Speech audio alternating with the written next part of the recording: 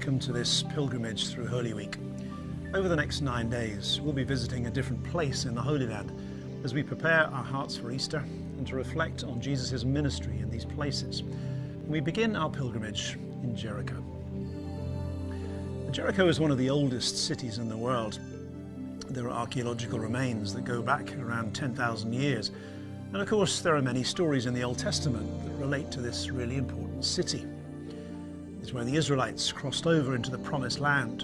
And of course, it's the place where we're told Joshua marched around the walls until they fell. Jericho is basically built around an oasis. Even today, there are palm trees, fruits growing, and it's a relatively fertile place in a very dry, barren plain. It lies below sea level, just north of the Dead Sea. And if you stand in Jericho and look up to the west, you can see the Judean hills rising up in the distance, and the famous road that leads to Jerusalem, the road where the story of the Good Samaritan is set.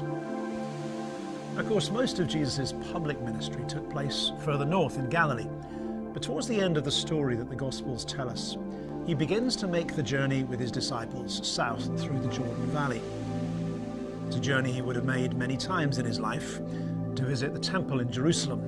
Of course, we hear of one visit when as a boy he questioned the teachers in the temple and got left behind by his family on the way home.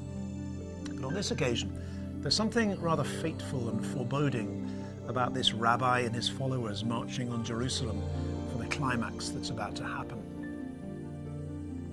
When Jesus reaches Jericho, it seems that he made quite a stir and crowds began to gather and get excited about what was going to happen. They'd presumably heard stories filtering down from Galilee, and everyone came out to see this famous, maybe notorious teacher and miracle worker as he passed through their town. Luke's Gospel has the story of Zacchaeus, the tax collector, whose life is turned around by an encounter with Jesus during this visit. And yet Matthew, Mark and Luke all tell us this story of this blind beggar sitting by the roadside as Jesus and the crowd exit Jericho on the road up to Jerusalem. Jesus' journey to the cross and our journey with him this week begins with this encounter on the road. Mark gives the beggar a name, Bartimaeus, the son of Timaeus. He must have heard the growing rumble of the crowd as they drew near to the place where he would sit and beg. And as he does, he starts to shout. It's a bit of an embarrassing scene. He's one of those people in the streets whose eyes he would probably try to avoid catching. And Jesus' disciples try to keep him quiet. But Jesus stops, looks at him, and asks him to come over. He rushes up to Jesus, and Jesus asks him a question which he often asks people. What do you want me to do for you? Now, Bartimaeus' needs are pretty obvious. He's blind after all, and yet it's striking that Jesus doesn't weigh in, tell him what his problem is and solve it straight away. He draws out Bartimaeus, gives him agency, involves him in the process of his own healing and asks him what he wants.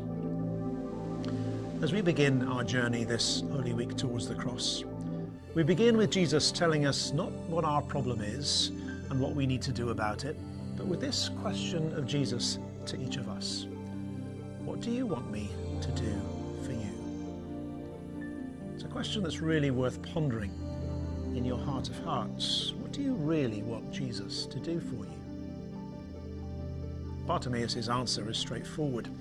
He says, "Teacher, let me see again." It's not a bad answer. And I wonder whether Mark, in telling the story, has something else in mind beyond physical sight. Maybe he wants us to ask for the same thing.